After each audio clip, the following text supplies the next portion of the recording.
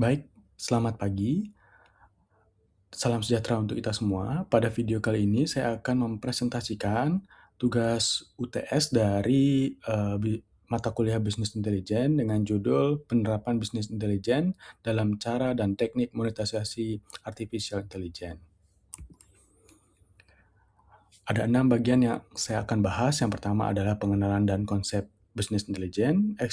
Kedua adalah komponen dan tahapan bisnis intelijen. 3, eksistensi dan pengambilan keputusan. 4, studi kasus monetisasi AI. 5, peranan data dan bisnis intelijen.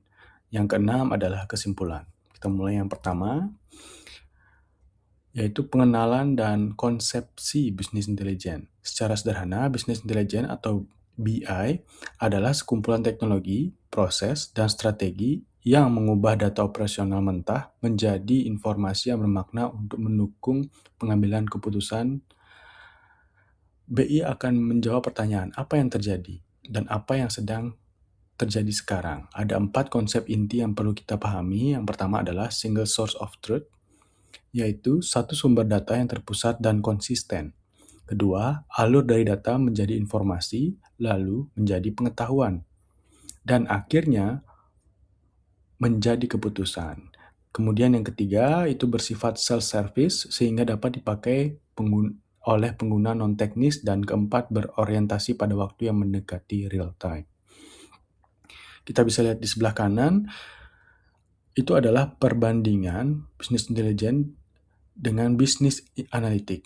Nah, kalau bisnis intelijen itu bersifat deskriptif dan menjawab apa yang terjadi pada masa kini atau lalu, dengan penggunaan utama para manajer. Sedangkan bisnis analitik bersifat prediktif, menjawab mengapa dan apa yang akan terjadi nanti, dengan pengguna utama data scientist. Keduanya itu saling melengkapi.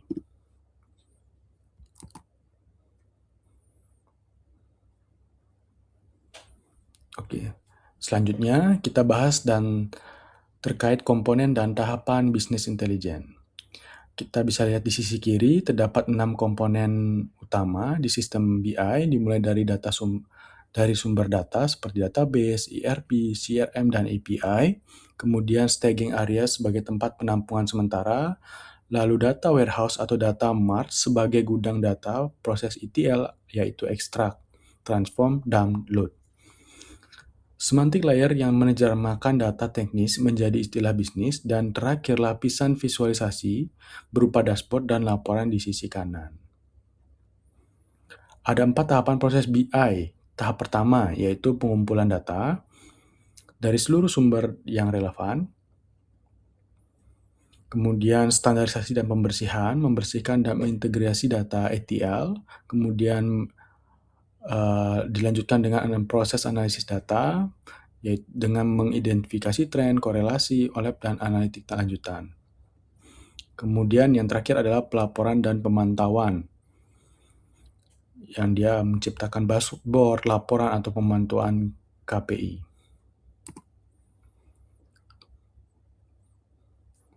Nah, kemudian kenapa BI ini penting dalam dunia usaha? Ada 3 alasan utama. Yang pertama, BI menjadi sumber kebenaran tunggal sehingga setiap departemen mengacu pada angka yang sama dan tidak terjadi perbedaan data.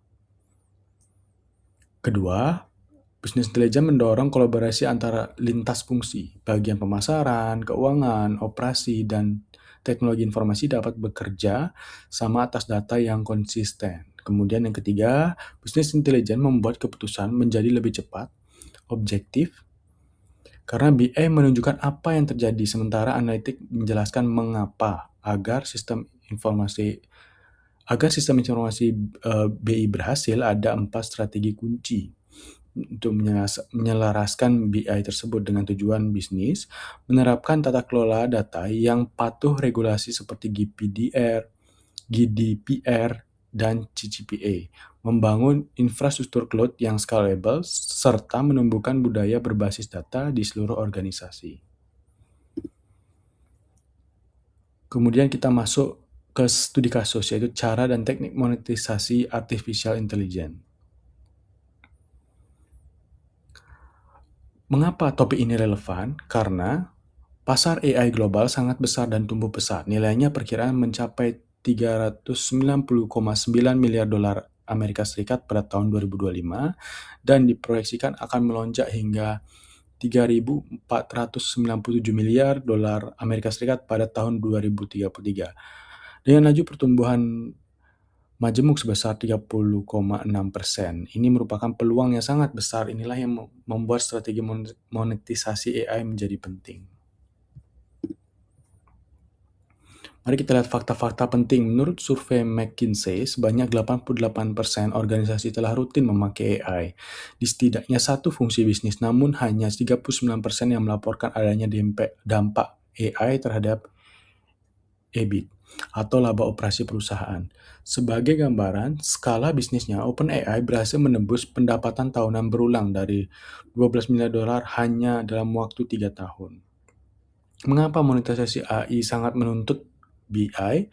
Karena setiap query yang di-output oleh AI itu memicu biaya inferensi yang bersifat variabel, sehingga model harga harus dipantau secara berbasis data.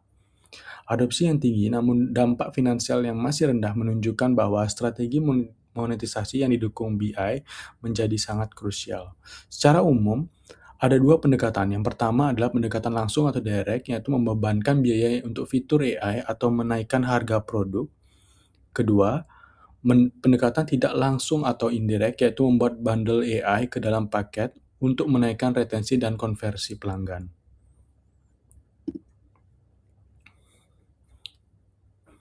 Kemudian ini adalah teknik dan model penetapan harga AI. Slide ini akan merangkum 5 model.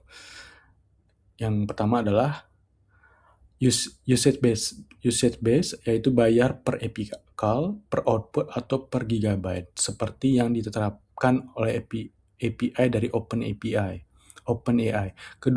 Kedua adalah melakukan subscription, yaitu dengan langganan berjenjang yang dikombinasikan dengan komponen pemakaian. Contohnya ChatGPT Plus dan Notion AI dan lain-lain.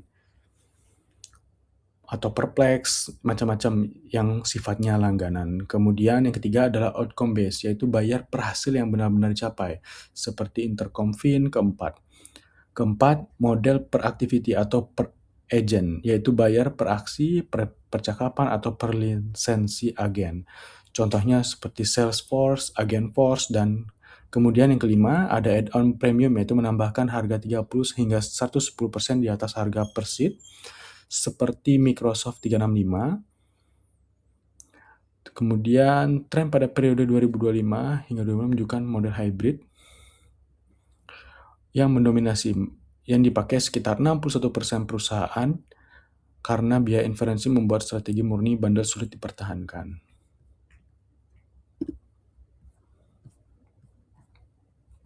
Kemudian selanjutnya adalah 4 jalur monetisasi dan monetisasi data. Berdasarkan riset Zuora, ada 4 jalur pertama. Ini maksudnya adalah ada 4 jalur monetisasi dari AI, yaitu jalur pertama adalah M-produk sebesar 22%, di mana AI menjadi produk itu sendiri, contohnya Midjourney dan Cursor. Jalur kedua adalah Value Booster sebesar 33%, di mana AI memperdalam nilai produk yang sudah ada, seperti Notion AI. Kemudian jalur ketiga adalah Add-on sebesar 27%, yaitu fitur tambahan berbayar terpisah. Dan jalur keempat adalah Super Tier sebesar 18%, di mana fitur AI dikunci di paket berlangganan yang lebih tinggi, seperti ChatGPT Plus. Yang tidak kalah penting, monetisasi data merupakan fondasi dari monetisasi AI. Ada 2 bentuk, langsung atau eksternal, yaitu menjual data, atau wawasan yang tidak langsung atau internal, yaitu meningkatkan efisiensi sendiri. Contoh nyatanya seperti Mastercard Advisor, Ford yang memanfaatkan data kendaraan, serta Spotify dan Hulu dengan iklan yang dipersonalisasi. Kita sampai pada kesimpulan. Pertama, BI mengubah data operasional menjadi informasi untuk keputusan yang bersifat deskriptif dan diagnostik. Kedua, solusi BI terdiri dari sumber data, staging, data warehouse, dan ETL, semantic layer, dan visualisasi yang melalui tahapan kumpul. standarisasi, analisis, hingga laporan. Ketiga, monetisasi AI dapat dilakukan melalui pendekatan langsung atau tidak langsung beragam model harga, serta 4 jalur monetisasi. Keempat, data dan BI menjadi tulang punggung keputusan monetisasi AI karena melacak penggunaan biaya inferensi dan pendapatan secara real time. Adapun saran saya adalah kita perlu membangun struktur BI dan sistem metering sebelum menetapkan harga. Tinjau harga AI secara berkala setiap kuartal berbasis data dan jadikan tata kelola data serta kepatuhan privasi sebagai fondasi utama. Demikian presentasi saya mengenai penerapan bisnis intelijen dalam cara dan teknik monetisasi artificial intelligence. Saya Ida Bagus di Suraprawa mengucapkan terima kasih atas perhatian Bapak dan teman-teman. Mohon maaf apabila ada kekurangan. Terima kasih.